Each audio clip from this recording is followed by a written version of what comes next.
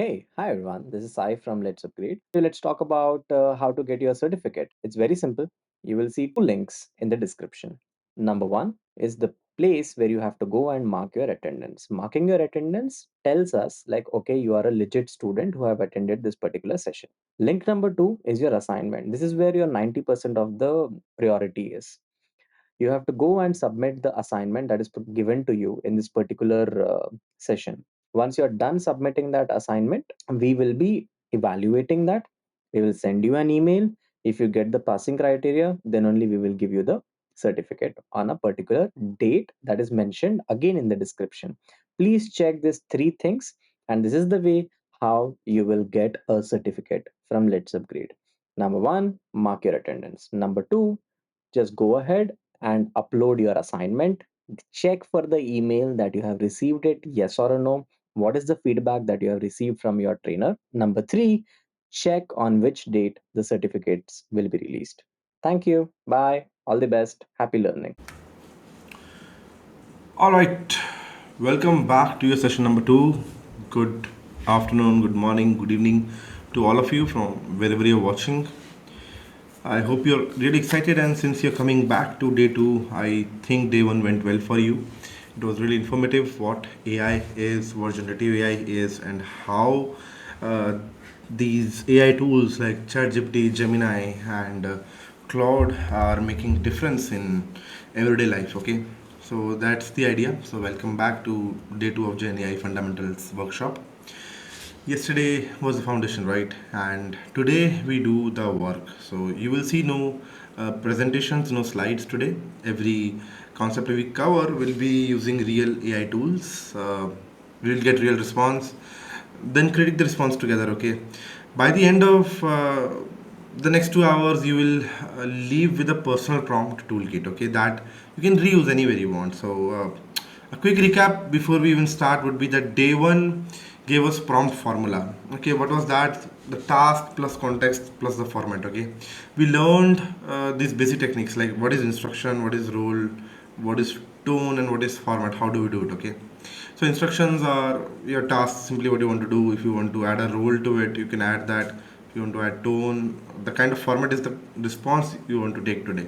So today we will go deep into it. Okay, we will cover techniques that professional prompt engineers and everyday users who are well versed with prompting. That includes few things like chain of the thought. It's a type of prompt. We'll see to it. Few shot prompting. Okay, prompt chaining or structure outputs. We'll see how these things work. So these are the techniques that separate a casual user, like a normal user who jumps to these platforms, to someone who's a reliable professional grade person who can actually use these tools with better accuracy. So now please, I'll request everyone to open up at least one of the tool. You could either use ChatGPT, you could use multiple, you could use Claude, you could use Gemini, you could do whatever else you want to do. Like for example, if you want to do something like Canva, you can open that. Even you can generate things over there. But for chat models, they'll say we stick to this three and whatever, right? So the next module is smart prompting techniques. This is what we will cover. So this module is about getting AI to think better, not just write. Okay, not just write better, but think better. Most people stop improving their prompts when the output sounds fluent. Okay, this is a mistake actually. Fluency is cheap. Reasoning is what matters. See, we are going to learn four professional techniques directly how to control the model's reasons through a problem. Okay, so the very first thing that I'll talk about is zero shot versus few shot prompting. Okay, this is something that we will demonstrate. The very first thing we are going to do is the very first concept is what is the difference between zero shot and few shot, but I'll talk about it. A zero shot prompt asks AI to do a task with no examples. Like for example, I'll ask that write an email and the AI is supposed to write that email. A few shot gives AI two or three examples. Okay, that's the difference between what these two terms are. So zero shot is all about that you have a simple prompt, which is like a question, you get an answer out of it. Like More straightforward. This is majority of the prompts that people will use. Many of the people who you will see, they will be using zero shot prompting. Okay, that's the idea.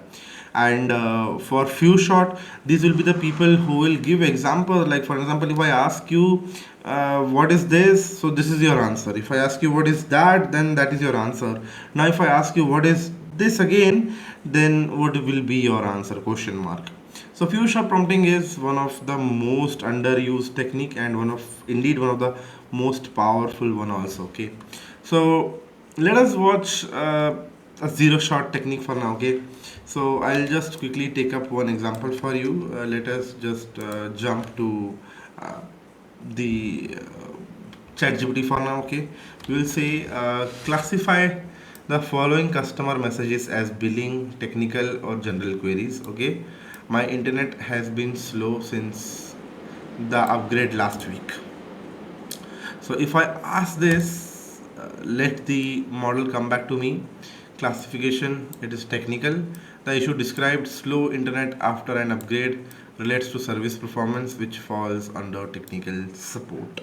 Okay, so this that worked actually, but AI had to guess the format. If you see, okay, it might have written, if you see, classification colon technical, it assumed that this should be the format, then a description. It might have done something like this. Okay, now what we will do is we will now do few short prompting. Few short prompting is something where you will realize the power of how giving AI some examples can make a lot of change. Okay, so for example, I'll just start a new chat now and I'll paste this. I'll just walk you through what we are doing over here. Classify customer messages into one of three categories: billing, technical, or general queries. Okay, we are saying that. Okay, what it is. Okay. Let us go here. Let me click on edit so you can read it. So yes, respond with only one categorical name. Example is message. I was charged twice last month. Category is billing. How do I change my plan? Category is general inquiry. Example 3. My router keeps disconnecting. Category technical. Now classify this message. Okay, my internet has been slow since the upgrade last week. Now if you see, the response is technical. So notice that the output now, this is exactly one word. Okay, this is because the example taught the model, the few short prompting taught the model what we wanted without us having to describe it in English. This is the core insight of few short prompting. So examples are denser than instruction. That's the goal in few short prompting. So the zero shot prompting will require you to deliberately uh, add more details through your English communication or whatever language communication. It's not just English. Your communication with the AI has to be to the point, whereas in few shot you can rely more on the dense example rich prompt methods. Okay, so in this we just simply used few shot, and that's where it is. Okay,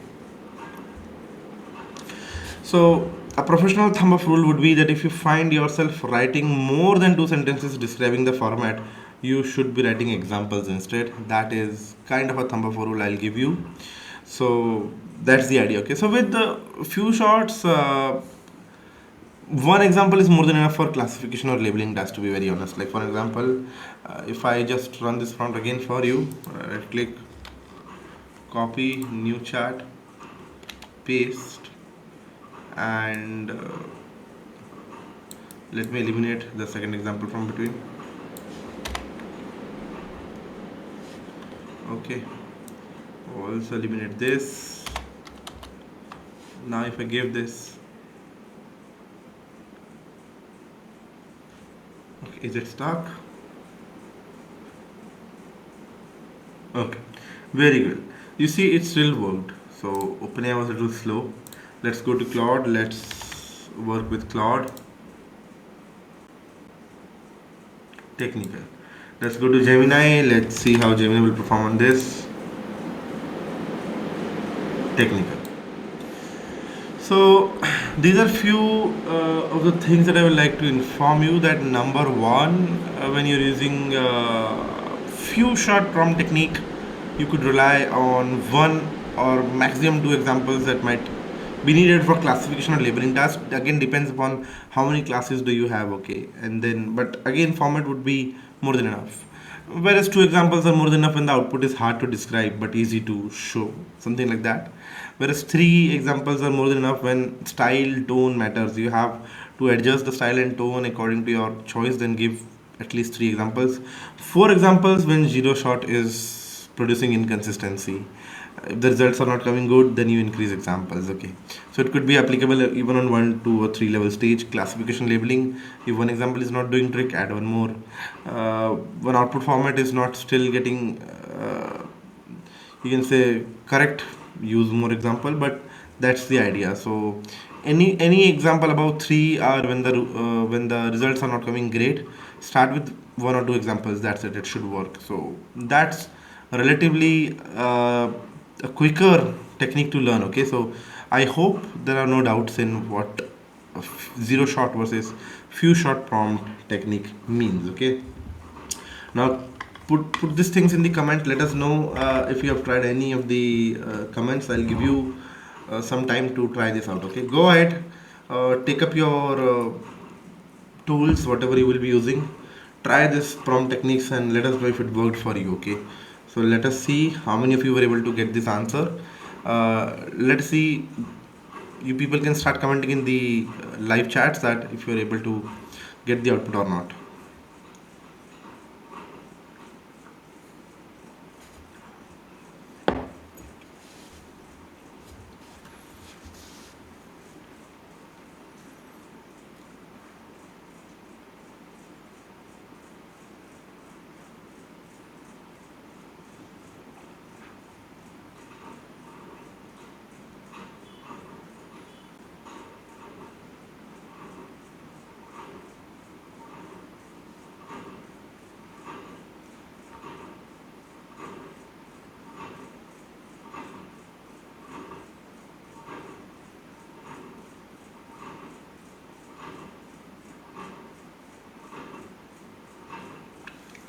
Okay, I think that's really interesting. You might have uh, been able to generate the answers correct. Okay, all right. Now, the next type of technique that we can think about or talk about is chain of thoughts. Okay, so this is single most important advanced technique, I would say. So it is one of the advanced techniques you can learn. You can also expect this in your interviews as a fresher. Someone can ask you about what is chain of thought prompt technique, and if you can talk about it. So this sounds simple, but it dramatically improves the accuracy of any task involving logic, mathematics, planning, or multi-step reasoning. Now, in mid 2026, around May, June, or whenever you're watching this, it might sound a little less useful to many of the people. Reason being that when when prompt evolution happened, it was in the era of GPT 3, 3.5, okay, where the models were not what we see today. So the last 2 years have seen a lot of shift in accuracy. So earlier we didn't have reasoning models. So if you even if you go on Gemini, you will see that we have thinking and pro models now, rather than just a single model. So thinking model involves deep reasoning behind before generating answer. It is similar to how you might have heard in communication skills or different you can say skills to improve your you can say response techniques is that uh, think before you speak. So if you are even if you're preparing for interviews, this might have been the common training technique you might have learned, that if someone asks you any question, it is much recommended that you take a pause. Obviously not an abrupt pause too long, but you take a pause, think before you answer. So that thinking is so magical that humans generate much more capable answers, right? Similarly, for the AI models, reasoning does the same trick. In fact, we can always go back and see in the thinking layers what thinking was involved. Okay, so for an example, if I just have to show you uh, one of the thinking technique, I'll just do that. Okay, just a second. I think my displays just went off. I'll have to just check my cables. Just a minute.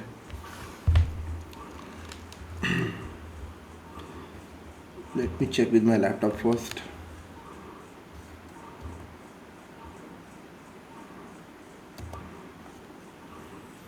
This will just take a minute. Actually, there's something wrong with my HDMIs which I'm using to show this. Okay, here we are. Here we go again.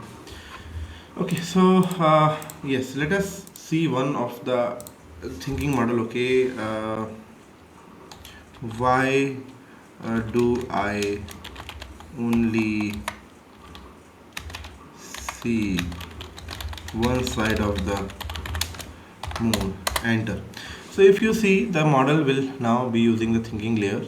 So I can always drop down this thinking part. If you see, clarifying the phenomena, I have identified the tidal locking and prepared an explanation for it, and only then after this I'll answer this, and then let's see, you will get the answer to it. Okay, again, for you can say GPT, you could go for advanced AI for you. I mean, like, there are much more models you could plug into which support thinking. So this is thinking.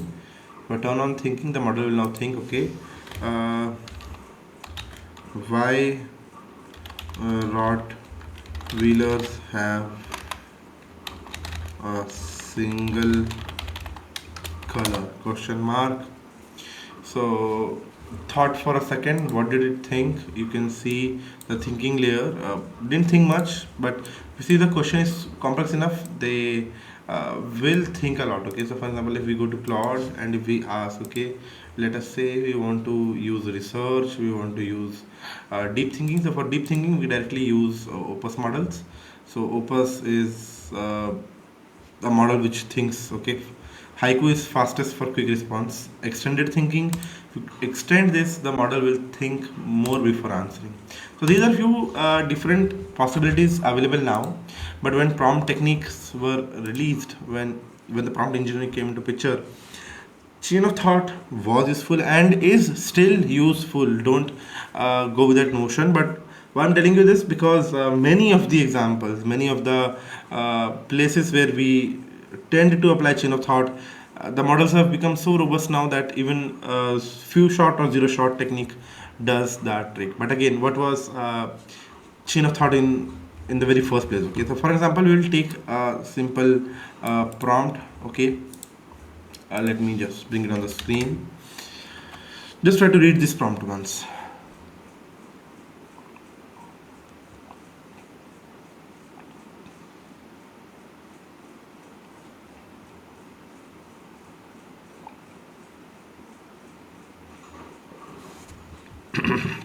So chain of thought is really good at mathematical reasoning or complex tasks which require breakdown of something. Okay, so even if we ask this, you will realize that the model may get it right. Okay, because it has done the thinking part already. If you see, step 1, step 2 is already applied, so these models have become really smart. So step 1 is applying that discount, and then step 2 is applying discount on that part, and then finally doing this trick. Okay, so what will happen is that we will in chain of thought, we will do is we'll try to break the things. Okay, so usually what we do, we add a prompt that give me a step-by-step reasoning. So for an example, if we do this, a store offers 20% discount, then additional for loyalty members. What is the final price? This is where chain of thought is. This is chain of thought in the bottom. Think through this step by step. Show your reasoning for each calculation, then state the final answer clearly at the end. So if we run this, you will see that the reasoning is coming up, but again the reasoning was by default given by the Gemini's latest models, which I told you is uh, quite the scene now. So even if we go to Claude, we try to run this model. For example, a store offers 20% discount, then this. I need to calculate the final price in two successive discounts. Okay, so this is it. But if it didn't do it, then chain of thought would definitely help here. Okay, again, if you go to GPT and we try to ask this, first apply 20%, then apply 15%, and then the final price. So these models are now capable enough to do such tasks. But yes, chain of thought was quite useful and will be useful in any of the tasks where you see that reasoning is the problem that causes hallucination. Okay, so this is again very well learned. Notice that model walks through each step. Okay, so that is required. So the professional version of this technique uses phrases mostly. I will say that think through step by step. Let us walk through this carefully, one step at a time. Okay. Before answering, let us consider the relevancy of this problem. First analyze, then synthesize, then conclude. Something like this. So these statements, if you are using, then you are using chain of thought technique. Okay. So that's it. Then comes the more advanced one, which is like structured chain of the thought. Okay, so this is more advanced version where we structure the reasoning explicitly. Okay, so what I'm going to do is I'm going to literally gonna explain the model, the steps I want, the exact reasoning steps I want to do. So for example, if we click on new chat, you will see that I am deciding whether to launch a new product feature next quarter or wait until the following quarter. This feature is partially built and customer demand is high, but engineering capacity is tight. Reason through the decision in three layers. So if you will see, this is where the chain of thought with structure is coming into picture. The reasoning stage one, stage two, stage three, which we are given. Now you will see that this is classic trade-off between speed and readiness. This is the stages that I required. These stages are coming in. Okay, so if I do not give the stages, for example, if we try to run without the stage premise,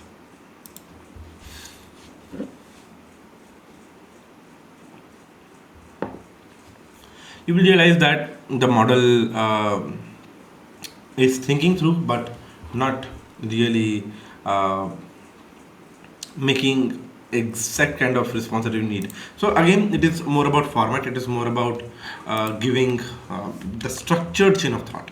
So we want the model to think but with our structure. That's a little more advanced way of using chain of thought.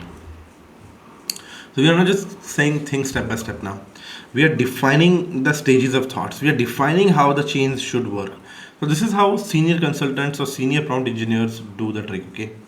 So again, Claude, as I told you, is really great enough for such teaching tasks.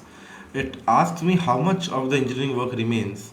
I think 80% is done. Touches are remaining in Q3. What's the likelihood of engineering capacity improves? Somewhat likely, unclear plans. What's the main business risk of waiting? Disappointing existing customers.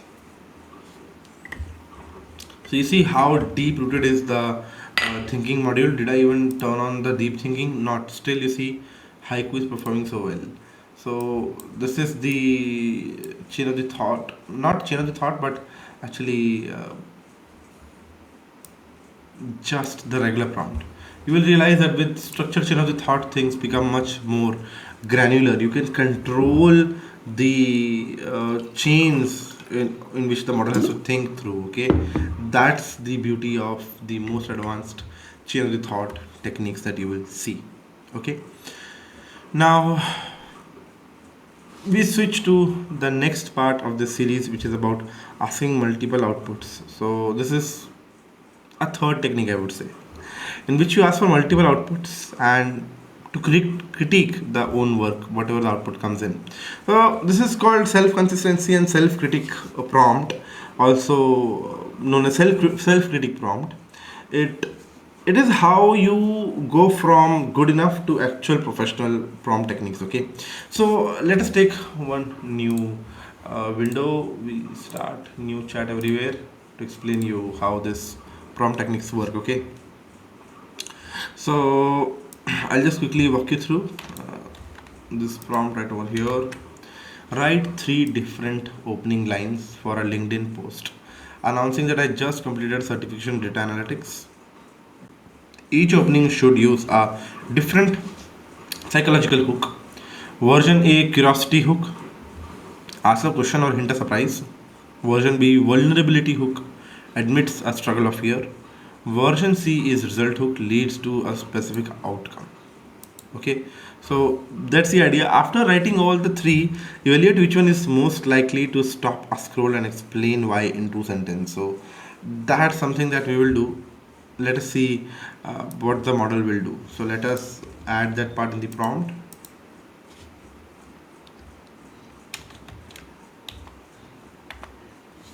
So after writing all three, evaluate which one is most likely to stop a scroll and explain why in two sentence. Let us try to run this once. Okay.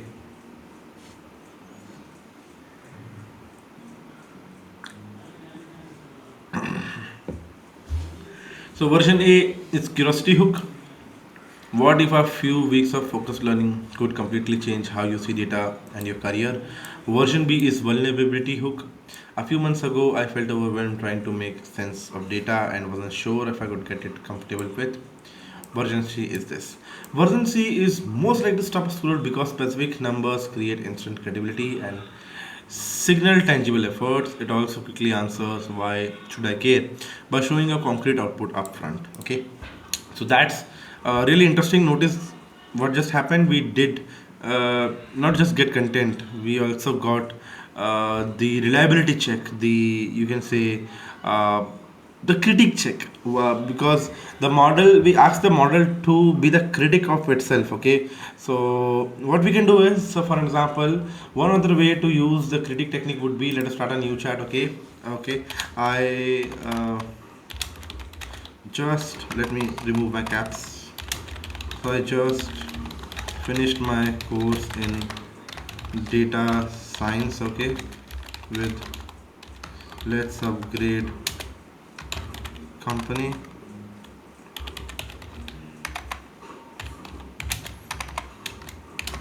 I want to write a LinkedIn post about my achievement. Okay, can you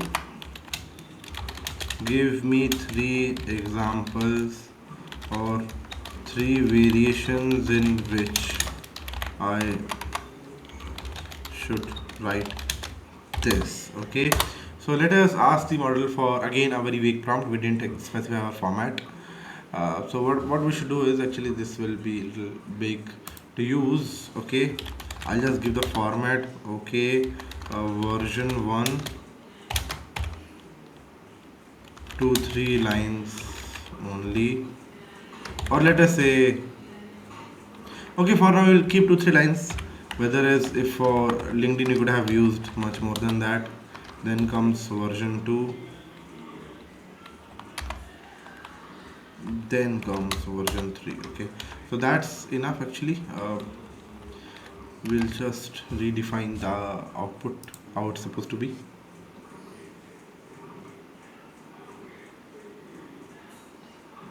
Actually, this is still biased.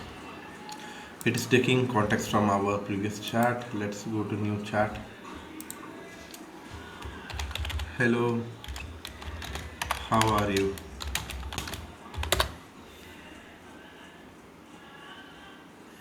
Okay, let us now ask this.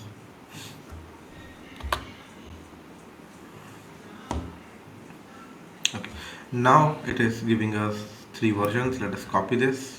Okay, let this be here for a while. Let's go to Claude. Let's do the same with Claude. Let's do the same with Gemini. Okay, version 1, version 2, version 3. So if you see, Cloud is smart enough. It's also giving you different flavors, details on different versions. Gemini is also considerate, and it first congratulated us for with this achievement and then gave us three versions. Okay, now what I'll do is I'll just copy this versions. Copy. I'll create a new chat.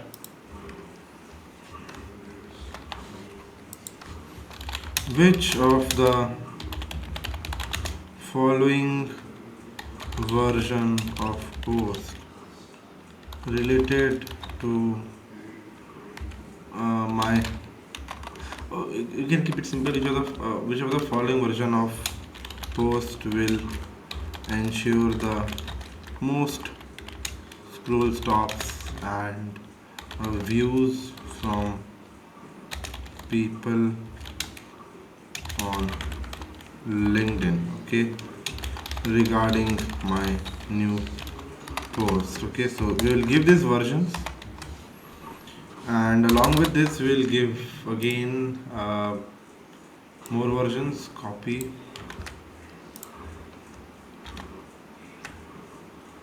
let's call it set B, let's call it set A, and then finally let's have set C. So in set C we will put this output. Copy, paste, copy all, go to Claude, start a new chat, paste the content here, go to ChatGPT. ChatGPT is notoriously known to save my context, so I'll just refresh it with hi, and I'll just paste this over here. Let us run this, let us run this, let us run this.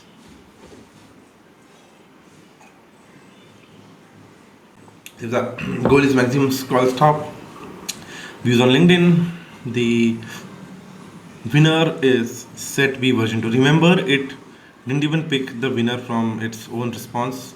It took the winner from Claude actually. Okay, so ChatGPT really loved what Claude did, and that's funny in a way that uh, it didn't even know that it's picking its competitor to be on top before themselves. Claude is singing a lot before answering. Let's go to Gemini. Even Gemini makes Claude win. Step B wins. Recommendation is set B version 3, whereas this was picking a version 2, this is picking version 3. Although I have not even read each of the versions. Claude is now in trouble. Claude has to think a lot before it can come back, okay? So, yes, comparison. Set A is standard and safe, set B is high impact, best for scroll stopping, set C is minimalist. Okay, and there we go. Honest take, none of these are true scroll stoppers, they all miss a hook specific and all. Okay, fine. Okay, if you want better than all of these, here's a stronger version, a self reflection. Cool. Okay. So Cloud is either jammed up due to many requests on the server. Let us wait for a while.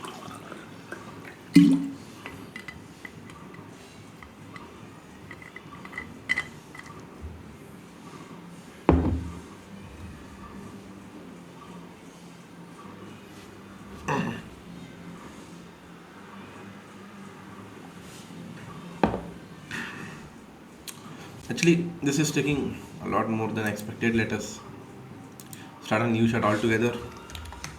Paste this and run this. Let us see if the okay gathering my thoughts be right there.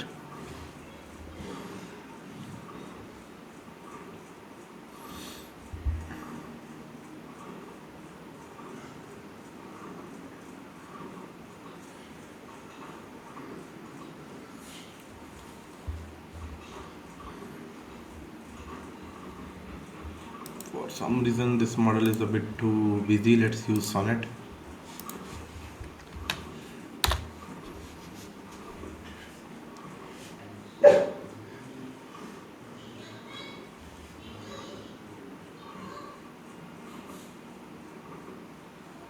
Okay.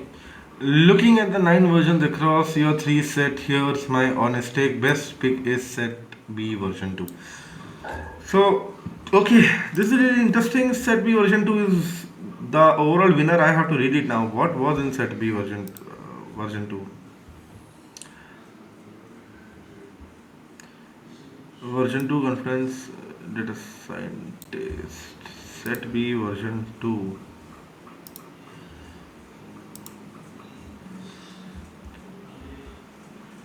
Officially a certified data scientist. Completed my comprehensive data science course from with LetsUpgrade. Feeling equipped with tools, techniques, and mindsets to tackle real world challenges. Ready to leverage these skills in the next opportunity. Let's go. And the third one was milestone achieved.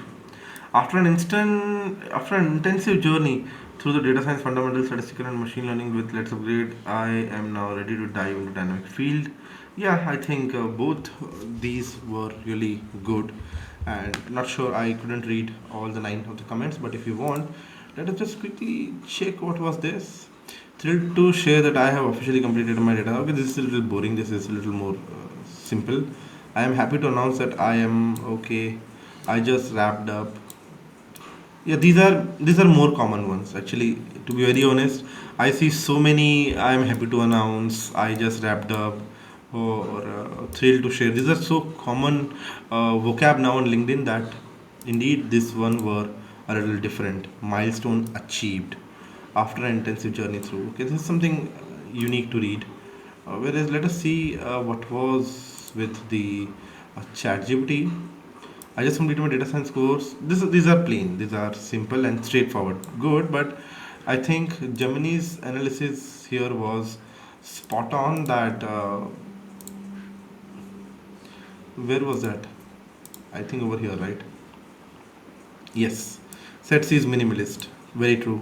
Set A is standard and safe, but it is a bit generic. Set B was really high impact. I mean, after reading it, I do agree with the AI what it's trying to say. So you will see that these are some advanced techniques that I'm talking about, and you can use critic prompt also to actually get the best out of the AI models. So remember, this is one technique that mostly people, I would say 90% people would fail. When I quote 90%, I'm not bringing in any statistics or any you can say research to back it. It's just my thought. It is just what I think from what I see, that majority of the people will lack this. And when I say majority, it includes me also many of the times, because of the time constraints. Okay, but in reality, if you're working on something, and if your job is to do the best with this, like for an example, this is especially for students, especially for researchers, especially for content creators, content writers, people who will generate things with AI. Like for me, if I have to write a sick leave, I will not do a lot. For me, if I have to write a quick report about something, I'll not do this. But if your report matters more, because the kind of things that I do with AI, they don't actually are so complex, and they're mundane tasks. Okay, and it doesn't matter to me. But if your report is going to be published, so for example, if I have to create a presentation, if I have to create some content which I have to deliver somewhere, then I do take these efforts, and these are the efforts that ideally should be taken.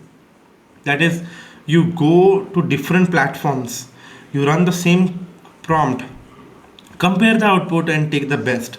So critic prompt can help you over here by further eliminating your efforts. So for example, we didn't even bother to read the output of all the three models, we simply compared them.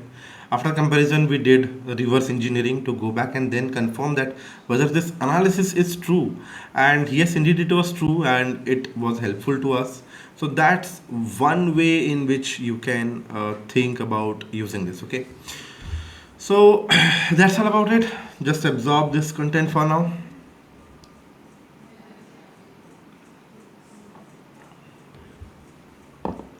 Okay. Now, next advanced technique in prompt engineering would be to use delimiters. Okay. So when your prompt contains multiple things like instructions, content, examples, constraints, the model can get confused about which is which.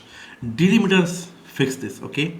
So the three most common delimiters that you can use are either triple backticks, triple quotes. For an example, XML tags. XML tags are the most reliable, especially with Claude or any of the three models. They are especially good with all of them because these models are really trained to work with XML tags. Okay, without delimiters, content might look a little messy, but with delimiters, you will get things much better. So, for an example, suppose since these models are so capable, usually it becomes a little tricky to show what we mean by that. So, summarize this email and tell me what action is required. Hi, team, just want to follow up on the budget request we discussed last Thursday, and I have not heard back from finance, and the deadline is Friday.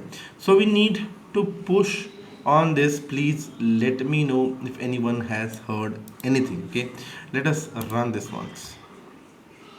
So of course this works, but the input gets longer. The model starts to confuse which words are instructions and which are content. Okay, so ideally, the more correct way is to use XML tags and to use delimiters like proper quotes and everything. Quotes and everything is very much important. I'll show you a really detailed version of this prompt, which is correctly format in a correct format. So this is prompt to type. Okay, so you will do is you will be given an email between email tags, your task, something like this. Okay, so what you will do is you will simply use this email tag. So remember how we are starting email and then ending the email part. This is really useful, and this is again one of the most advanced topics from the textbook that I'm bringing you. This is something that makes the difference. Okay, so between a regular prompt user and an advanced prompt user, the XML tags are something which makes the difference a lot. So for example, email is starting here and ending here. What is the email part? Hi team, this is the email. Then what is the task? You're starting tasks here and ending tasks here. Remember, this will do a lot of improvement in your response. This is a task. Format of the output is with the three labels matching the task. So when we do this, you will realize that very well. You see, this is the output. Such precise and such a detailed, laser focused output that you will get compared to the previous one. Okay, so this is the benefit of using XML tags, which we just did the demonstration on. Okay, so this wraps the current module, which is like having some advanced techniques. Of course, these are not the only few advanced techniques that I told you, but these are four of the most advanced techniques: few short, chain of the thought, self predict, and the delimiters. Okay, along with that was the zero shot, which is like just the regular thing. Zero shot is what most of the beginners, most of the people who are not into prompt engineering will tend to use, how they will use these models. But if you are if you're done with our session today, in fact, even if you're done with the first 40 minutes of the session, now you know to use AI tools with four important and advanced ways. Okay, so as we promised, day two is going to be complete hands on, no slides, no presentations, just the tools and just the opportunity to use it. Okay, so now the goal here is that since we have discussed this part, I want you to just self reflect. Okay, why don't you take a break, or maybe just why don't you just cover whatever is learned in next 2 minutes. This is a very, not actually a break, actually I'm giving you some opportunity to observe. Okay, so right now it is 2 minutes 30 seconds, exactly from now 2 minutes 30 seconds. Either you take a break or you revise this part.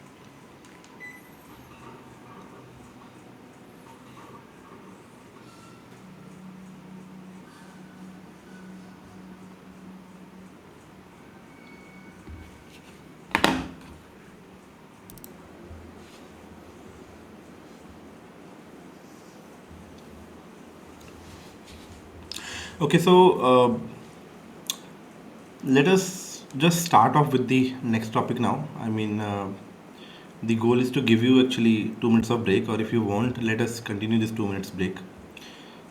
We'll wait for, I think, one more minute before you people just finish this out. So we'll be starting off with some use cases now, how content creators can use this, okay? Some different prompts.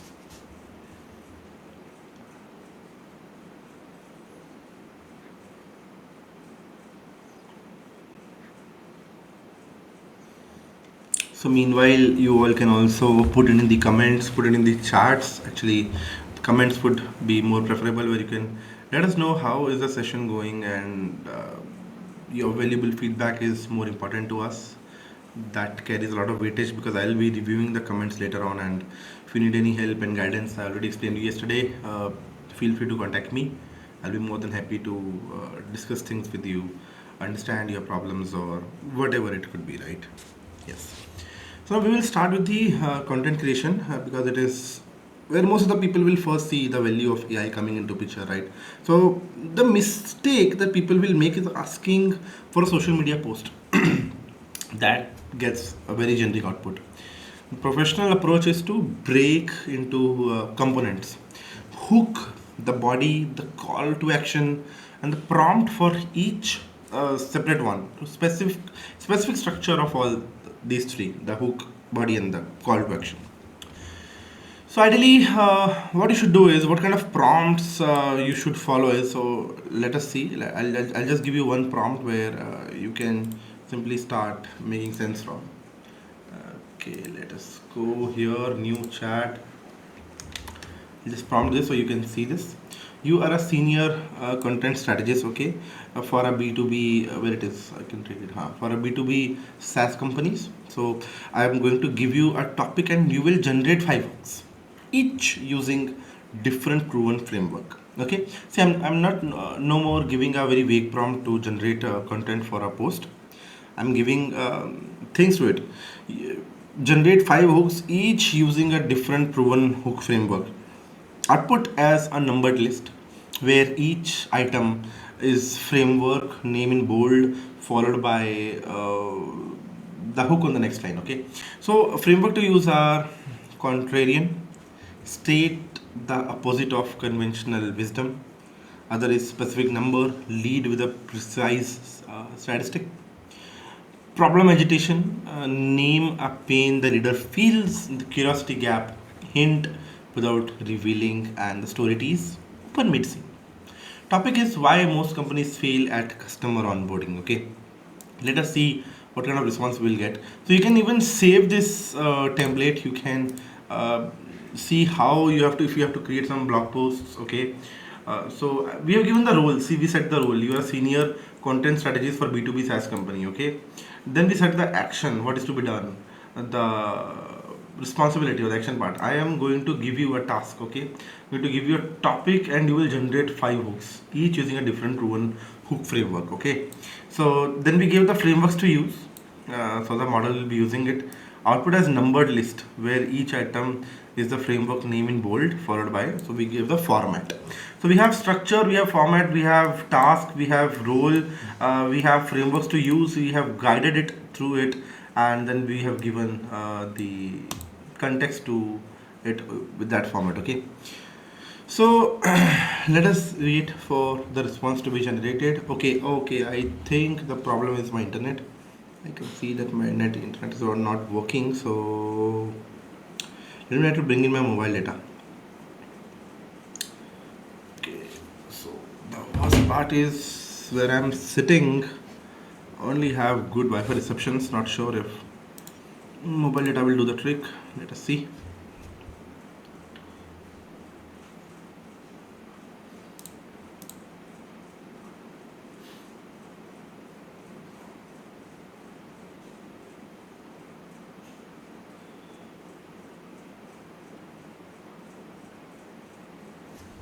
Let me try to see the password for this.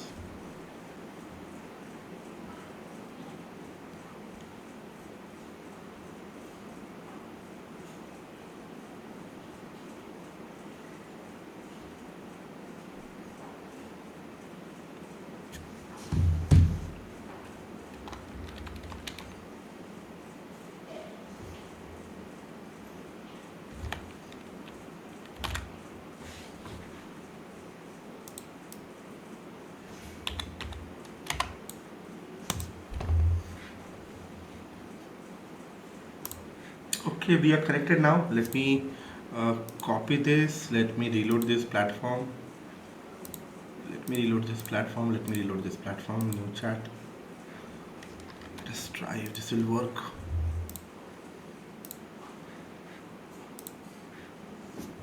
Actually, it is still not working. It is using a cached version of this. Okay. Okay. I think if internet is working, fair enough. Good for us. Let me try to keep the phone near the window if that will do the trick.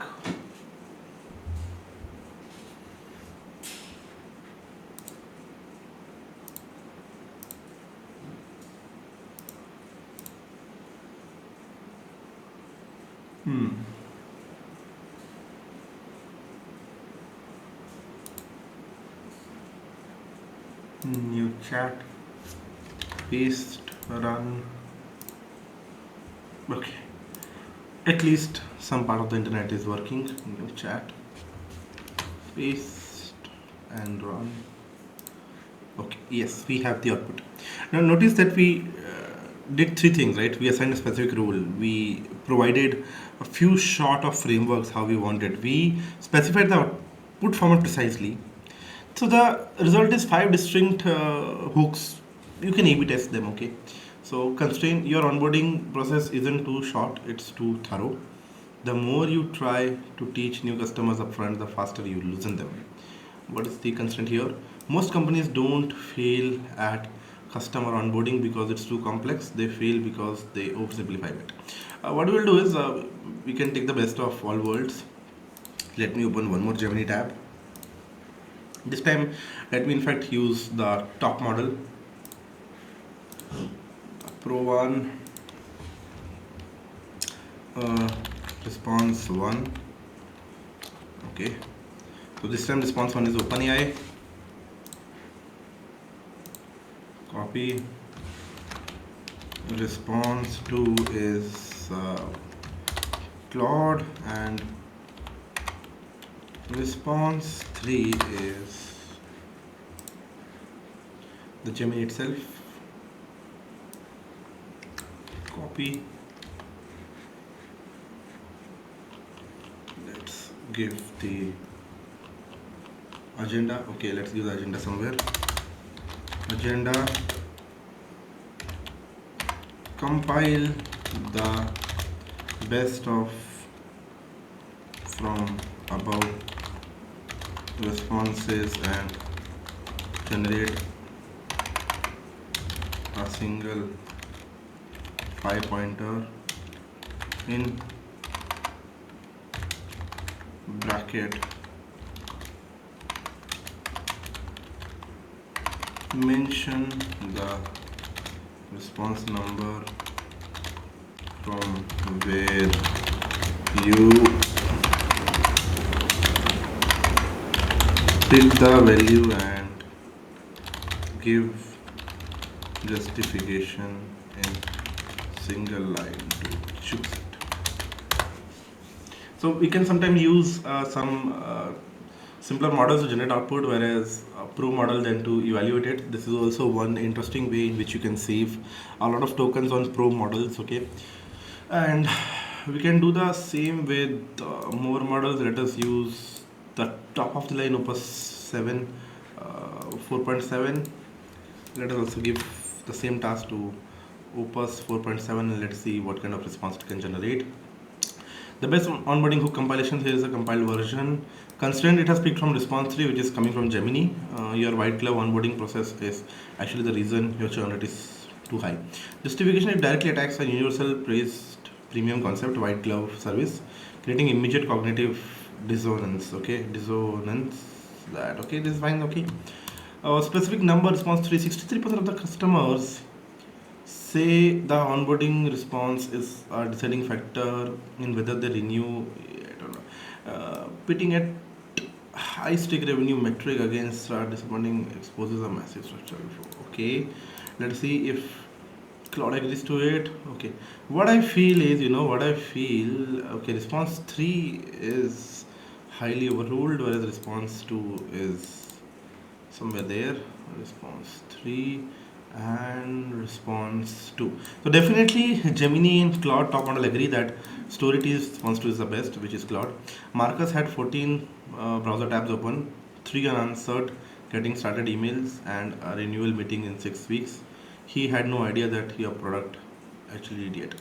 So shifting the narrative to a named, overwhelmed end user paints a highly vivid, relatable picture. Yes, I do agree with this. Let us see what did OpenAI do, ChatGPT do here. On day 3 after launch, the dashboard looked great until we realized 90% of the new users have already dropped off. Okay. What was Gemini here? The CEO started at the churn dashboard in disbelief. They loved the demo, they signed a 6-figure contract, and they haven't logged in since Monday. No, I think I agree here. The story is really good by Claude. So see, that's how mostly content creators can do here. It hardly takes 90 seconds to adapt this prompt with your own choice. Okay, like you can replace B2B SaaS with your own industry. You can replace a topic with actually what you want. You can actually create, you can say, hook lines for your particular use case. So you can exactly use this prompt, same prompt template with your domain, your use case. You just have to replace your company name and the kind of things you want. In a similar fashion, you can generate this. Okay, so what you will do is post ID generation. You can do is you can use a judge, LLM as a judge, okay, GenAI as a judge, and different models. You can paste the outputs and even ask the models to evaluate that. Okay, so that's really helpful and interesting thing to do. Okay, so let us try one more thing. Okay, what you can do is maybe what kind of thing you will do. Okay, let's try a new chat first. To Gemini. Let us say we work for, oh, let's take our chipboard example from yesterday. Okay, so what we'll do is you are working at, so before even we do that, the best things what I feel is to prime our GenAI first. So again, I'll start off with do you know chai point company? Answer in brief. Okay, so this is known as priming your AI because we are setting the context first here. Okay, so chai point is an Indian beverage company, 2010. Okay, good. Okay, now can you review their social media marketing strategies? Okay, question mark. So what is happening is whenever you're talking with Gemini in a chat session, the session is storing memory, and this memory is then useful to even generate all your upcoming follow-up questions. So ChaiPoint social media and digital marketing strategy is a blend of hyper-local targeting, B2B authority, and tech-driven personalization. Unlike many lifestyle beverages, brand solely focuses on aesthetics. Okay, so ChaiPoint positions itself as a productivity fuel for urban workforce. Okay, so chai pe charsha and B2B, it has seen this, it has got this. So now whatever question I will ask, it will be really useful for the AI to give answers on. So now what we'll ask is do the following task. Okay, role context. So you are working as a lead content creator, as a senior person in chai point marketing team. Okay, so this is a role context you have set, and now task, we'll set a task. You have to create you can say interesting blog post topics for the month of May. Okay, so even before we do this, let me control A, copy this. Okay, can you look at the month of May 26 and find from let us say we are planning actually for June, because marketing team will always be planning way ahead. Okay, so let us say we are for June and find from internet. Okay, that what important occasions or events are coming up which can be useful for Indian market trends and chai point marketing team. Okay, so let us do this. Let us see. Again, we are priming our LLM with, before we even start the task, with the notion. Okay, so Indian national cricket team is playing a season. United 6 presents a gold mine for Chai Point's marketing team, especially because it combines high energy sports events with a shift in Indian monsoon season. Here's a breakdown. Major sporting events is ICC's Women's T20 World Cup, 14, 17, 20. Okay, the monsoon arrival, trend, marketing angle, weather, trigger notifications, June 5, 21, 21. International Yoga Day, Father's Day, World Environmental Days, regional festivals, Bakri Eid mid June, Rath Yatra, Odisha and Muharram, corporate return to office. June is often the start of new quarter. Biggest events. Okay, now we consume back to our goal. Okay, role context. You are working as a lead content creator on SharePoint. You have to create interesting blog post topics for the month of June. Okay, uh, we release blog uh, almost every 2 to 3 days consistently. Okay, so ensure to pick correct dates before events that you can map for our company's benefit. Okay, now what you will do is generate 20 post ideas. Let us say, for you can generate 20, but for now to keep it simple, let's say generate 5 post ideas. Okay, organized into different categories, organized into different categories, we will say. Okay, second categories. Okay, one is educational. Okay, teach something specific. Teach something specific. Could be recipes, fun facts. Okay, some knowledge about the occasion. Okay,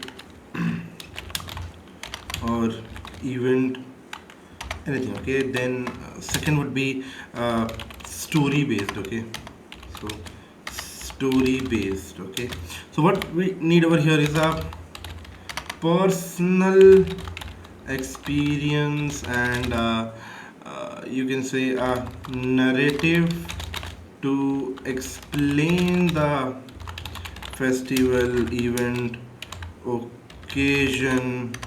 Okay, I'm consistently missing this occasion and okay, right over here also, but it is fine.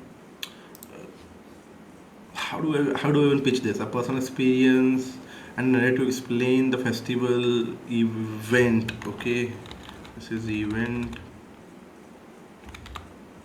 occasion, or topic of the blog with inspiring short read, interesting story. Okay, this could be story based. Actually, it is fine. We could also you could only keep it two for now. You could generate so many more things you can think about. Okay, so let us run this through. As the lead content creator, here is a chai point. I have mapped out a high impactful editorial calendar for June 26th. This month is a perfect storm of women's cricket fever, the monsoon shift, and the international wellness.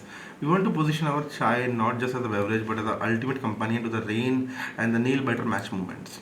So June 26th, category 1 educational, the chai expert series.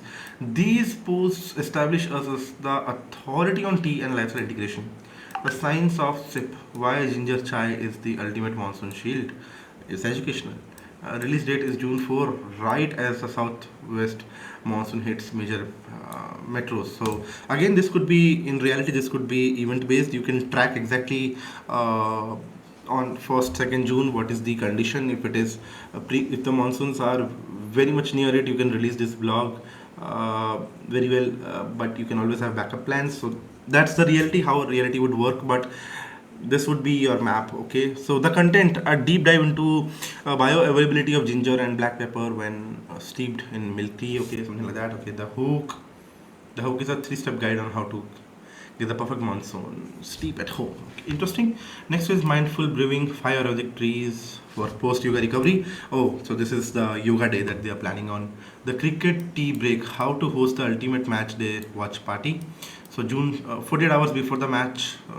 India-Pakistan match, which can gain traction, should gain traction.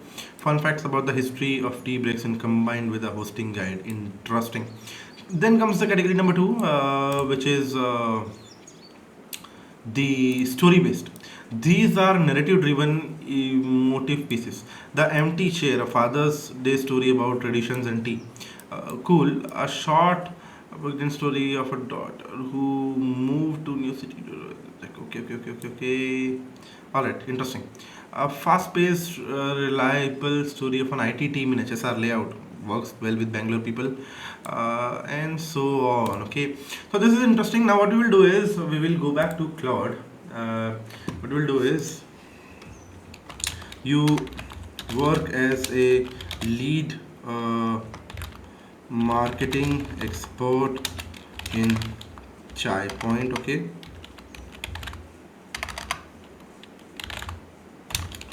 you have to, let me just copy some of the prompt from here.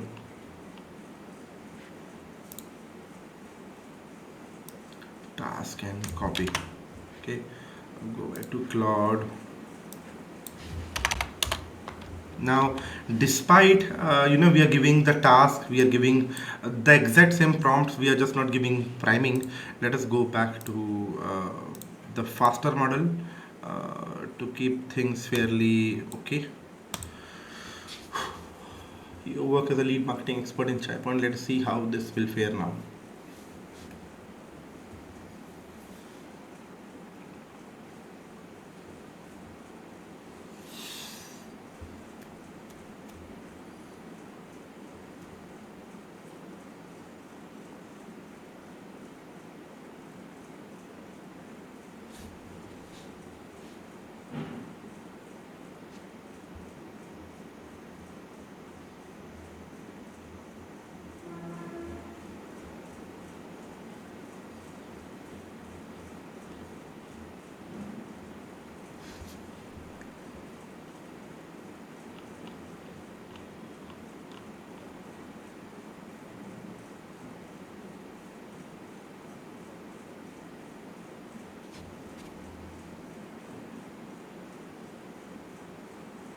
I don't know why it is stuck. Sometimes it gets stuck. Let us go back to chat GPT, new chat, paste, run.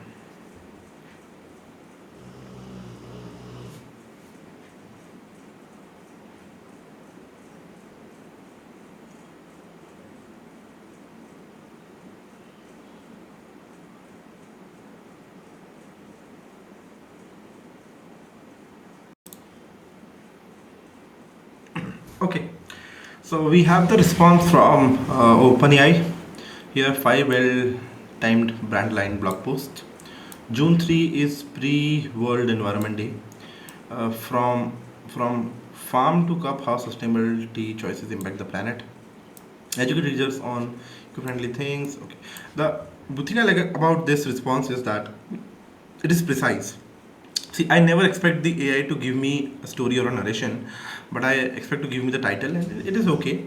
June 10 is pre-monsoon onset, five perfect chais, and International Yoga Day for story thing, Father's Day, and post yoga. If you realize this response, see it lacks certain focus on June, despite our prompt is really well structured. I mean, like, if you see, it is capturing Environment Day, Yoga Day, and Father's Day. It is only focusing on these three events, okay?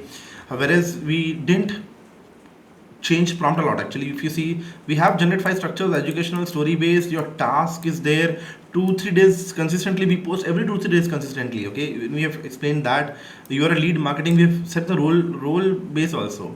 But if you realize what went here is the way it was able to trigger June 4, June 18, June 12, and June 19, and some other plan like this was because it was primed very well enough. So you see, that match day, the Ayurvedic yoga blends, well, Father's Day and monsoon are something that matches, but this is the subtle detail that can come in if you prime your LLM before generating the final answer. Okay, that's also some expert way of handling how to get better with AI and get better with prompts and day-to-day work. Okay, whereas now. Once we are done with this, let us shift our topic to the next context, which is now let us talk about from educational point of view how students can. When I say students, I do not constrain it to 10th, 12th, BTech or masters. It could be from any discipline. You could be a 20 years experienced person in your domain. If you still want to learn something, it is about education. So it is a generic field which where I am going to explain now, which is education. So there are many different methods through which you can talk about. Like, okay, so if I talk about Feynman, okay, I might not be able to collect this person's name. Okay, so okay, Feynman. Sorry, I think it's Feynman technique. Yes, Feynman technique. Sorry, my bad. Yes, so Richard Feynman used to have one interesting technique. Okay, versus let us say if my memory is correct, it's Socratic method. Okay, if I copy this, right click copy, let us go to where do we go?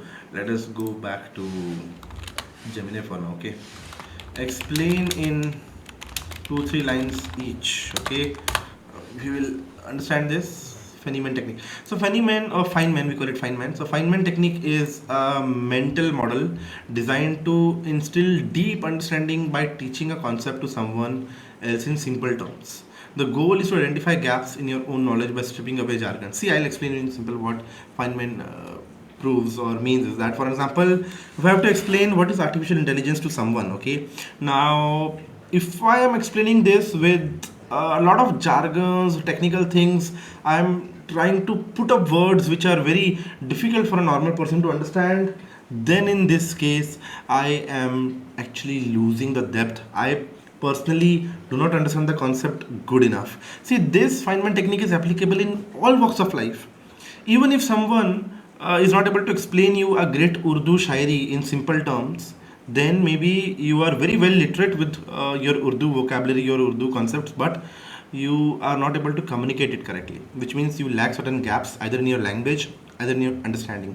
Similarly, if I'm not able to explain you how an IC engine works, how a petrol engine works in simple terms, maybe I do not understand the depth of it correctly.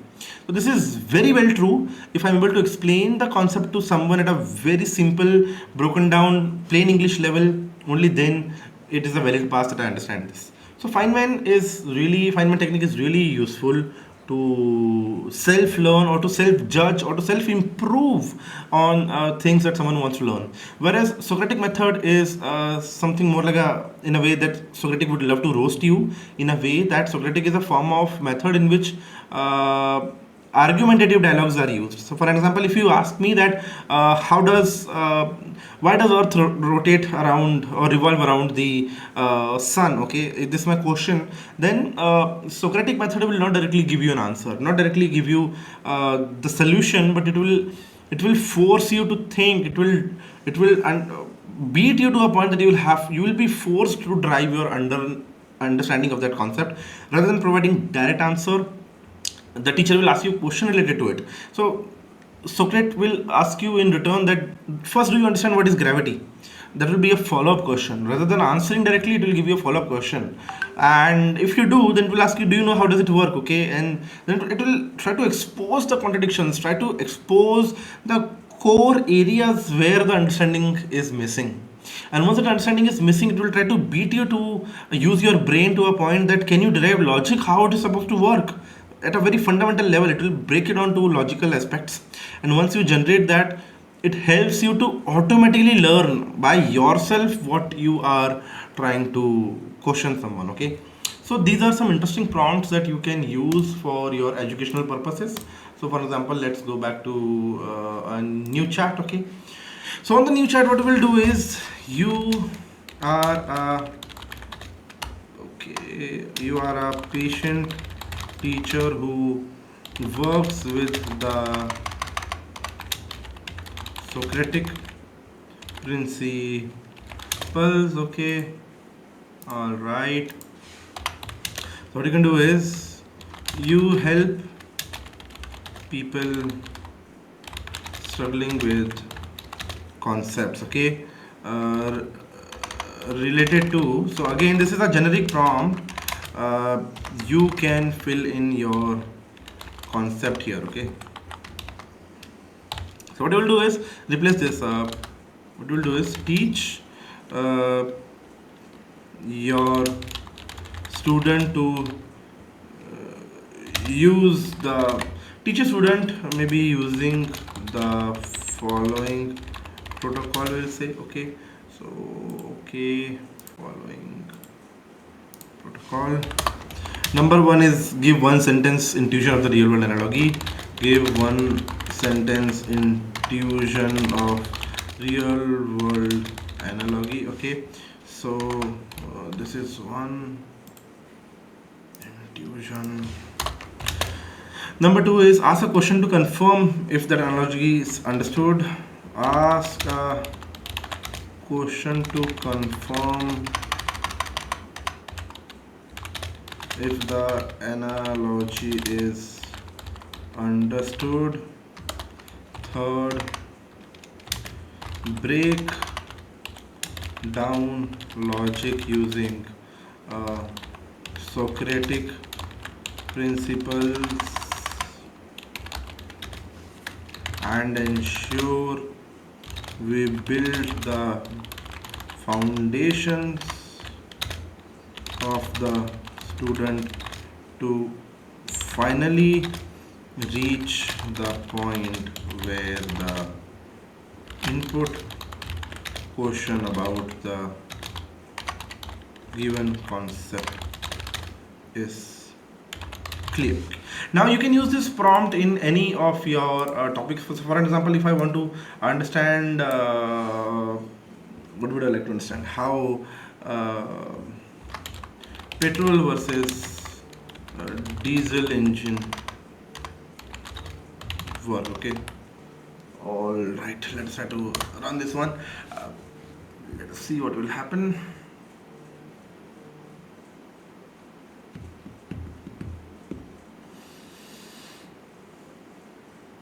Yes. One sentence intuition.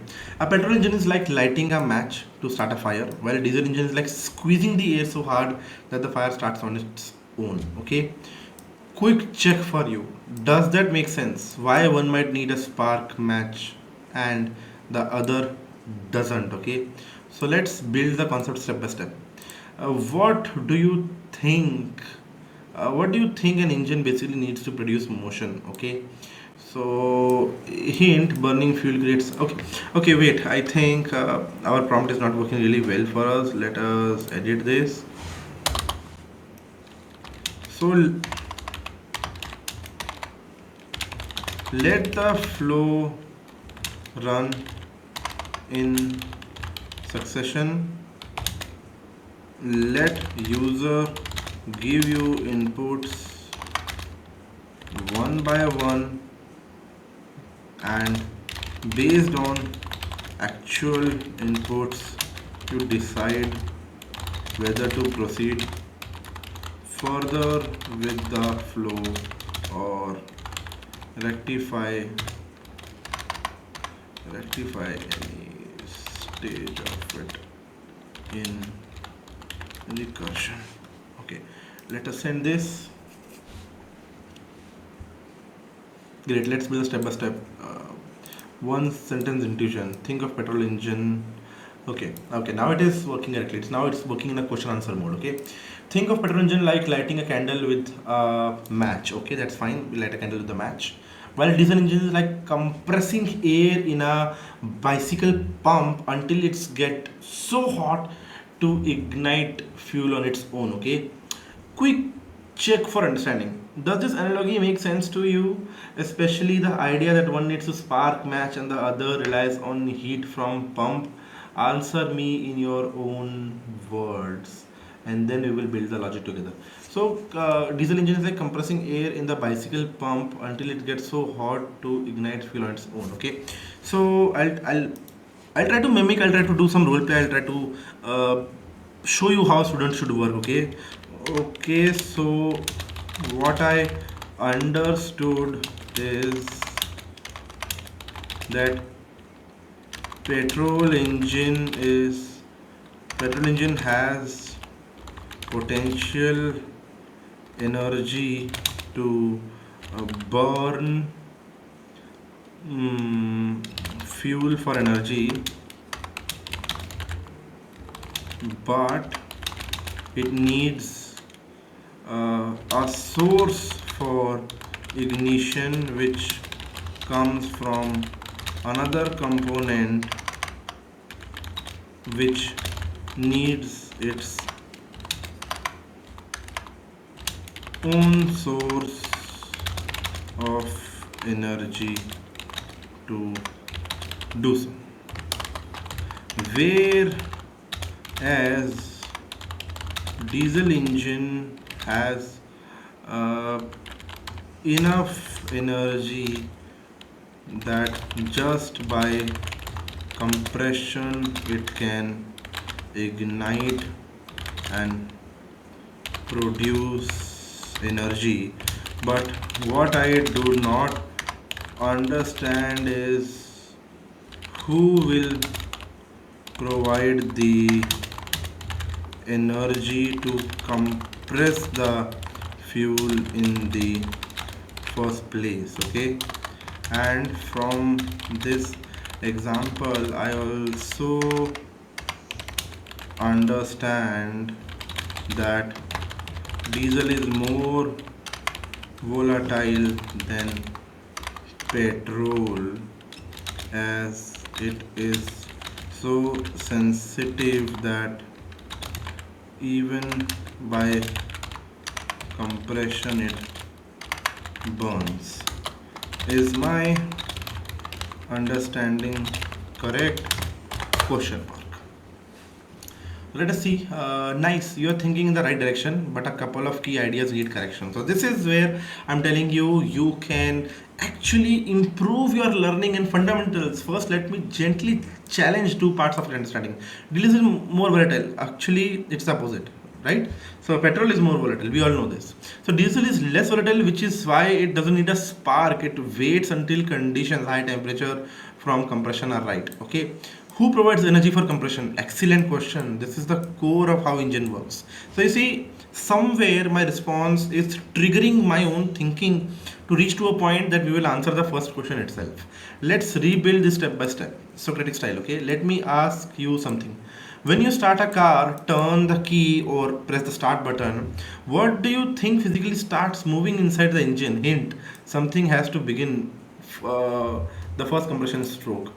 A simple guiding thought: an engine cannot compress air fuel on its own initially, so something external must start the motion. After that, the engine becomes self sustaining.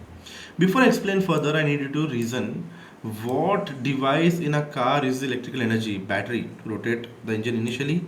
Try answering this. Once you do, we will connect it directly to how compression works. Okay, so what's the question?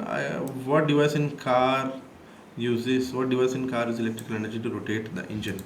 Okay, I think you are talking about how battery ignites the uh, first cold start, where we force the flywheel to come into action and start the rotation cycle, or we call it four stroke cycle.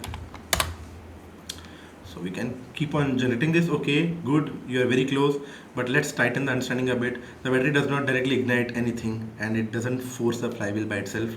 The battery powers a component called starter motor, which rotates the crankshaft, and that is in turn moves the piston and flywheel. Let's refine your understanding step by step. You said start the rotation or four stroke cycle. That's actually the key insight. But let me ask you, if the starter motor rotates the crankshaft, what happens to piston inside the cylinder? Hint, think of up down motion. Okay, so now let's connect your original confusion. Who provides energy to compress and diesel engine? So starter motor now rotates the crankshaft. We are clear on this. Crankshaft moves the pistons moving up compress the air inside cylinder. So initial energy comes from the battery via starter motor. Very well, we are clear on this now. Now, one more deeper question to ask. After the engine starts and fuel begins burning, do you think engine still depends upon the battery to keep compressing air, or does it take over something? Try answering this. This is the final piece which will connect to it. Okay. No, the engine will no longer need the battery to do this. The momentum of heavy flywheel will ensure it keeps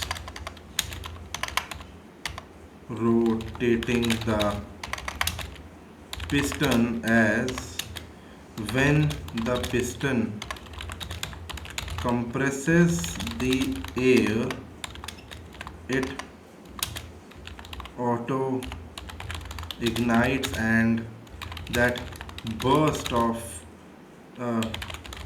compressed mixture of air plus fuel leads to delivery of continuous power supply then. Okay, now my only gap is why diesel needs no spark ignition, right? Question mark.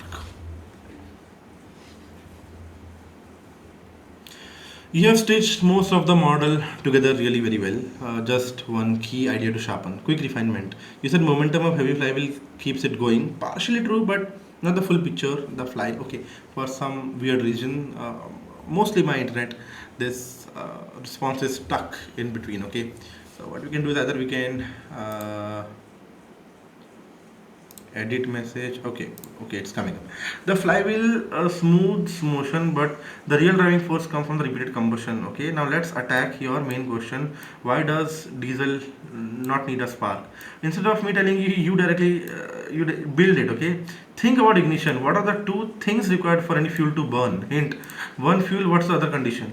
You already know petrol engine uses spark plug, diesel engine uses high compression. So ask yourself, why does compressing air due to its temperature? Okay, key reasoning moment. If compression makes air very hot, then what will happen if diesel fuel is injected into already very hot compressed air? Okay, will it still need spark? Okay, one small correction. You said compressed mixture of air plus fuel auto ignites. In diesel engine, fuel is injected after air is compressed, not mixed. Okay, so your turn.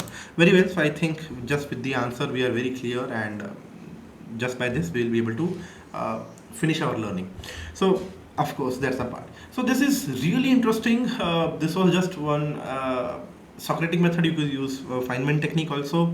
So these are certain protocols through which you can use really powerful prompts. So if you scroll up, you can always use this prompt again. Just change the topic over here from petrol versus diesel engine to whatever doubt you have. Okay, prime your LLM with whatever concept you want to learn. Change or modify. You are more than welcome to change patterns here and play around with this prompt, okay, because this is really intuitive way of understanding concepts and making sure that you go in depth, okay. So be ready, the LLM will roast you, but you have to be patient enough to go with this process, and at the end you will definitely be able to learn the concept to its roots, okay. So that's the idea. We can do many more things. We can generate the MCQ out of this conversation and then also create an exam on top of it. So what I will do is I'll just take all of my conversation, okay, like copy. I'll go to some another model like Gemini, okay, using the above conversation, create MCQ exam for me with 10 questions, okay. Okay, so with 10 questions is what I ask, and let me put them in 3 string quotes because this will help AI better segregate that this is the context I'm talking about.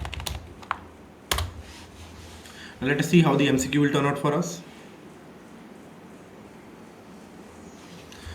Again, you can replace whatever you want here with your context, and the MCQs will work that way. Whereas if you want a more detailed output, you can ask the 3 easy questions, 3 medium questions, and 4 difficult questions. And if I'm going wrong, then help me understand that. Okay. So, what is the prime role of the battery in starter motor during the cold start? To provide initial spark for the combustion, to pump fuel, to heat, to physically rotate the crankshaft and begin. That's right. If you answer it right, it will give you this point. Let us deliberately do something wrong. In the next context of engine volatility, which of the following statement is true? Petrol is more volatile, diesel is more volatile. Let's do this, okay? We click this, it's wrong. Petrol evaporates and ignites much more easily than a diesel at lower temperatures, okay. So petrol is more volatile. High volatile means a substance vaporizes easily, which is why petrol needs a spark to control its high reactivity, whereas diesel is more stable, okay. So that's the idea. We can always go back, learn on these concepts, deepen our understandings, okay. So this is really cool. What you can do is you can always also let the model know that I need an output of it. Let me just quickly get done with this, okay.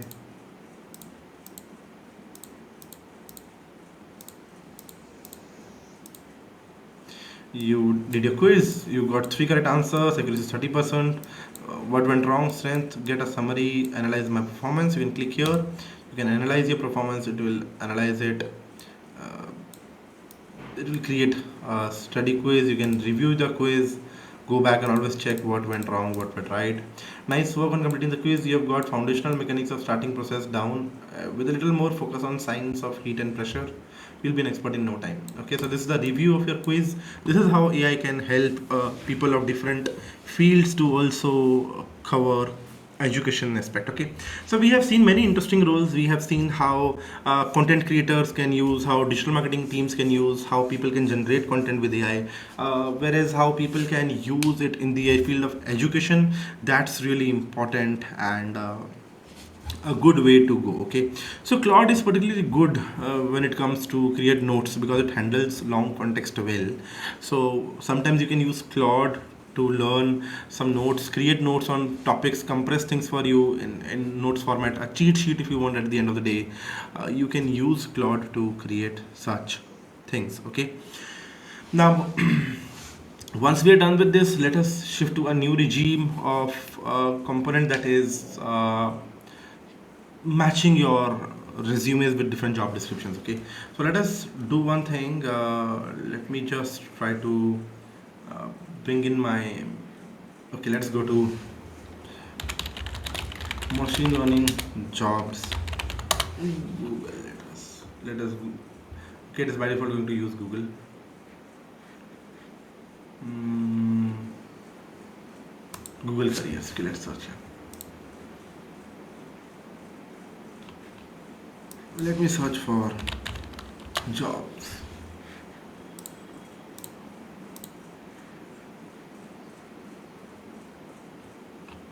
Let me actually, okay, I got it.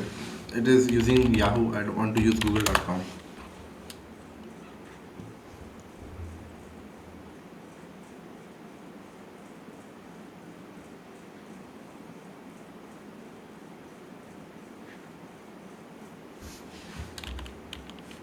Let me search for jobs.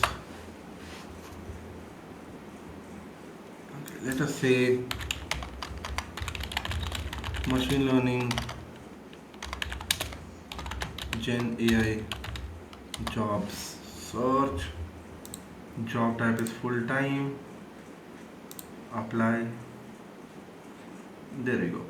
Senior full stack machine learning engineer. Let us copy this job description. So, full description. We'll copy this. We'll go ahead and prime our agent. Okay. Okay. Understand this job description. Okay.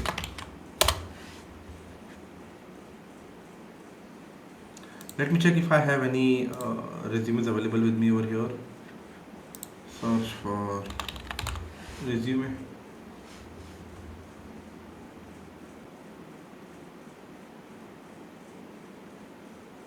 I don't know what resume is this, but let's try this.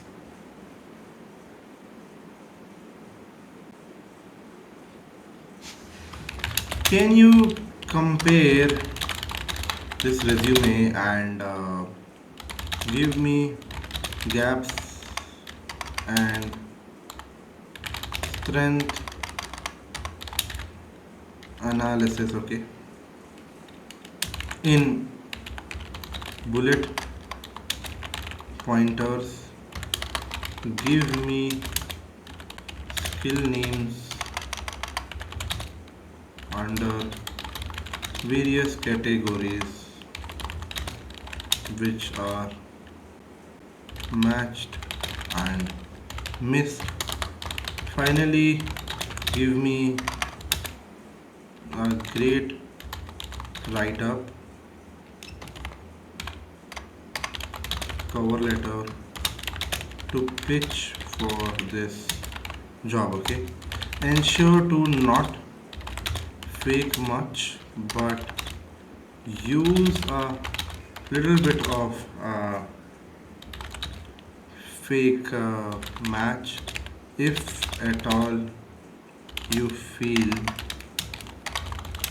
it can boost our chance for reaching the interview round, and yet ensure we stand true to the requirement. Okay, we have to just pass the JD selection round with our best attempt.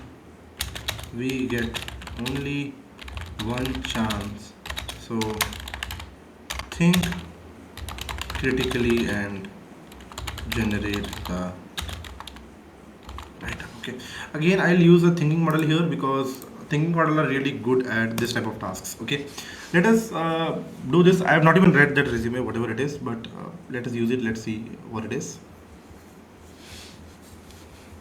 Based on the job description in a resume, here's a detailed gap and strength analysis to help you prepare for the senior machine learning role at Populo. Okay. Strengths and gap analysis. Strengths: agentic AI and GenAI alignment. You have direct experience with LangChain, Llama Index, and OpenAI APIs. You work on, okay, that's some projects. Align perfectly with a focus on agentic AI. Full stack versatility. The JD asks a full stack ML engineer. Your background in Flask, Django, and even Java Spring Boot combined with front end familiarity makes you a strong candidate for that role. Computer vision plus NLP. Paplu mentions digital signage and employee communication. Your experience in real time vision solutions and provides you multi-modal toolkit with many LLM engineers lack. Prototyping cadence. Your resume shows a high frequency of diverse projects, 13 listed, aligns with their need of creating proof of concepts at high cadence. Gaps, years of experience. The JD explicitly mentions 6 plus years of experience. Your resume summarizes to 4.5 plus. We will need to frame you as R&D and consultant roles as high impact to bridge this gap. Poplu prefers masters or PhD, but you hold a BE. We must emphasize your mastery through the real world of this. Deep MLOps skills. While you use Docker and AWS, GCP, and JD emphasize on MLOps expertise and expertise scales 35 million employees, your resume focuses more on development of models rather than long-term monitoring and integration of the systems at massive scales. Very well honest. It could be 5 plus years for me now, but it would be 6 plus years. That's fine. So Gen AI MCP categories matched. Missing is multi-agent architecture. Well, okay, I got it, because this can really help me capture it. Okay, I have worked with AutoGPT and Creo AI, so I can just quickly add the latest projects that I have worked on. ML CSV optimizing inference latency cost for, okay, then I can go back and it can also refer me where it is missing that, so I can always go back and pinpoint that point in this PDF. It will help me better understand this part. Okay. So just a second, I'm getting one call. I'll just take it quickly. All right. So with this thing, optimizing inference and latency, it can pinpoint exactly where it is referring to. So I can always go back and see that part. Okay. Now let us go back. So full stack, this is covered. Web front end, though you manage teams doing this. Okay, which is correct. I am not a full-time front-end developer. I can handle the back-end and MLAI parts. But yes, I know a little bit of this part, so it doesn't pinch, but yes, it's missed. DevOps, I have worked with AWS GCP, CI/CD, Linux Bash, advanced pipelines like Kubeflow or MLflow is not on my experience, although I might have some academics around it, but yes, this is something that does lack on the current resume. So the pitch cover letters, subject, senior ML engineer, bridging agentic AI with enterprise. Dear Populo's hiring team, Populo's mission to bring harmony to workplace and all senior experience building high impact solutions. In the recent work, okay, graph rag, R&D, fractal, and all. Okay, so this is nice. So this is again a very interesting way in which you can do your strength and gap analysis for resume and hiring process. You can in fact try to rewrite the missing gaps. You can try to rewrite the resume itself. If any additional information is needed, you can cover that. You can create cover letters. You can do a lot more things. Okay, similar manner you can use it for LinkedIn summaries. Okay, you're writing a LinkedIn about me section, the audience. So what you can do is okay, inspired by my resume, also know that I have done work on Creo AI, OpenAI agents, SDK, and many more agentic frameworks.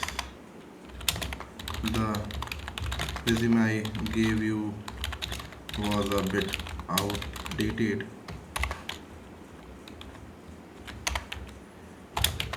Create a professional LinkedIn summary for me. So with this, you can also generate LinkedIn summaries and then utilize it on your LinkedIn platform. In fact, what you can do is you can always use some paid tools. Like if you go to, I'll just show you some examples. Okay, let us first see here. So this is the LinkedIn summary which is coming into picture. Of course, the prompt was vague, so the output is not really concise. We can always go back, put in our request at what we want, and as per our request, we can modify that content. Okay, so by this time in this workshop, you have enough experience to understand what is good prompt, and you can always design the system as per your prompt expectations. Okay, now, okay, just give me a minute again. My display has gone blank. The HDMI cable is causing this trouble. Let me check if I can just do something around it. HDMI 2.0. Let me open my laptop display again once. Okay, there we go.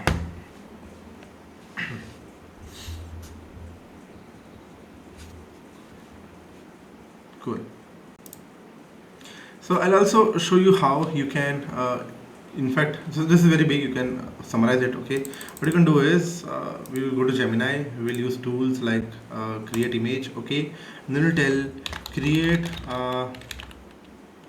background for my LinkedIn profile regarding the theme of AI developer working with agentic AI. Okay, ensure the the resolution and aspect ratio are matched to fit the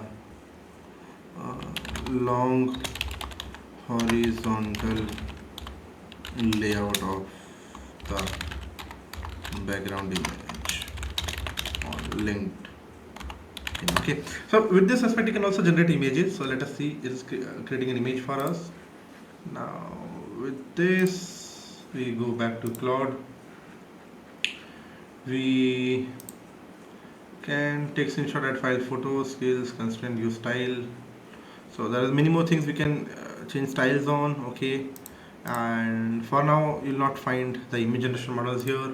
Even on ChatGPT, if we go, you can click on create an image and then auto, or it gives you actually a good aspect of ratio selection.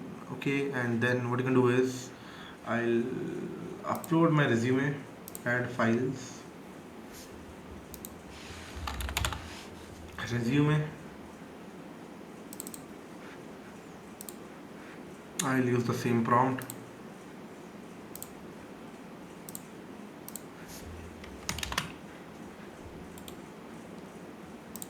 The background for LinkedIn profile regarding the developer.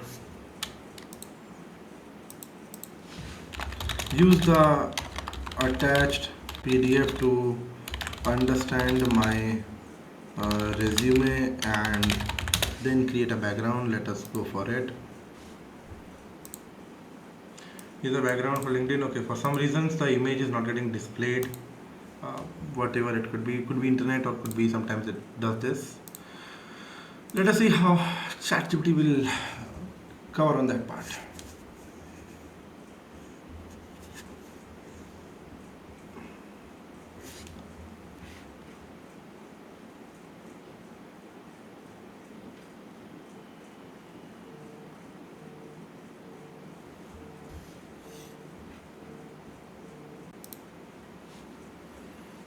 So while it is finishing up, I'll also show you some more interesting tools. Like if you go to canva.com, so Canva AI is also really great at generating images. Let me log in, continue.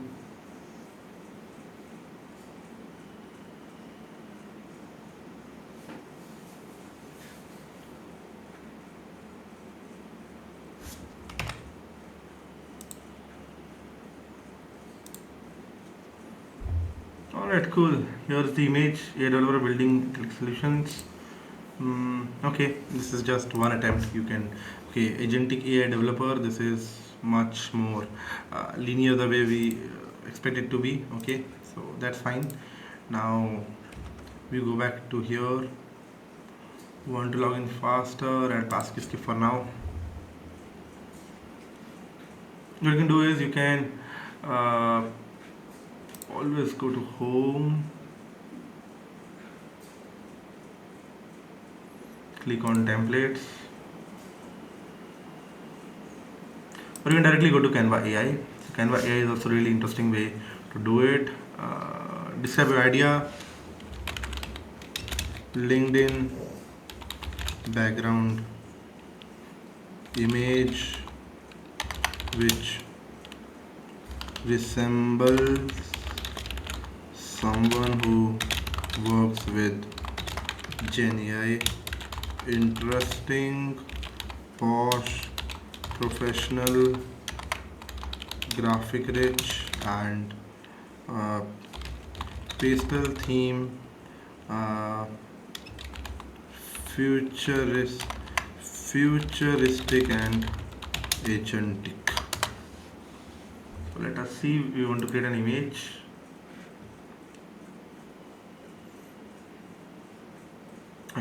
Let us say we want to create an image, it's brainstorming some creative directions, uh, mapping out designs. This can really help us also generate multimodal outputs. So this is how we can also use the AI tools to get images out of our requirements. Okay, and this can again be a next level of dimensions in video generation, image generation, text generation. These are all possible. We can also use OpenAI. You can also use Gemini to get this done. I think these are some really interesting ideas that uh, Canva is coming up with.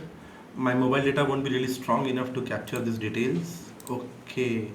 Yeah, I think I like this background.